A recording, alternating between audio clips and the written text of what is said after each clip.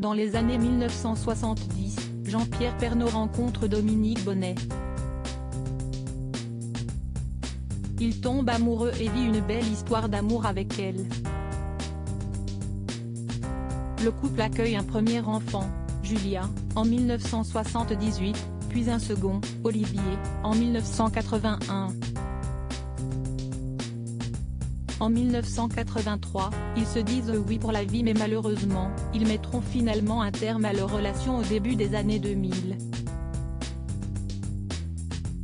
Pour autant, Dominique Bonnet et Jean-Pierre Pernaut sont toujours restés en bons termes, même quand le célèbre présentateur a retrouvé l'amour dans les bras d'une ancienne Miss France, Nathalie Marquet. De cette première relation, on ne sait presque rien si ce n'est la naissance des deux aînés du journaliste.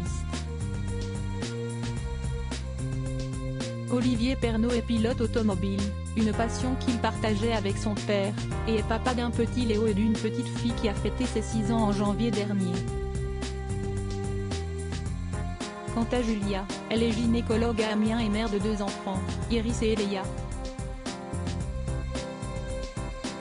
Lorsque Jean-Pierre Pernaut s'éteint le 2 mars 2022, Dominique Bonnet est meurtri, comme tout le reste du clan. Si est-il le souvenir de sa première histoire d'amour qui s'évanouit et il était impensable pour elle de ne pas se rendre aux obsèques du père de ses enfants. Un adieu difficile, un clan soudé le 9 mars 2022, à la basilique Sainte-Clotilde de Paris, Dominique Bonnet est présente, plongée dans la peine comme Nathalie Marquet.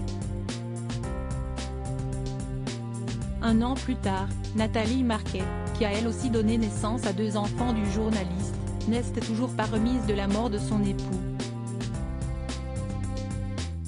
Toutes les semaines, elle rend hommage au père de ses enfants Lou, né en 2002, et Tom, né en 2003.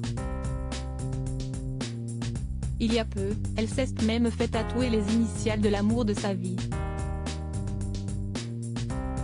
Entre confidences sur les réseaux sociaux et dans les médias, l'ancienne reine de beauté peine à tourner la page. Elle peut malgré tout compter sur le soutien de sa fille et de son fils, toujours présents pour lui remonter le moral. Nathalie Marquet trouve également du réconfort dans les signes envoyés par son mari depuis l'au-delà.